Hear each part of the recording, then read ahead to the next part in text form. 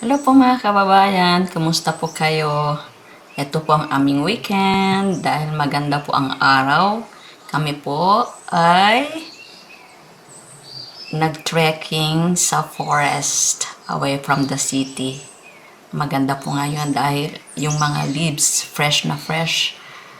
Dahil kasi sibol lang po nila. Ayan, kaya ang gandang pagmasdan, ang kapaligiran, fresh air. Ayan, marami pong naglalakad dito, mga activities, mga galing po sa mga city, eh, maakyat po sila dito. Kami naman po ay malapit lang. Bale, dyan po kami nakatira, dyan, malapit lang po dyan.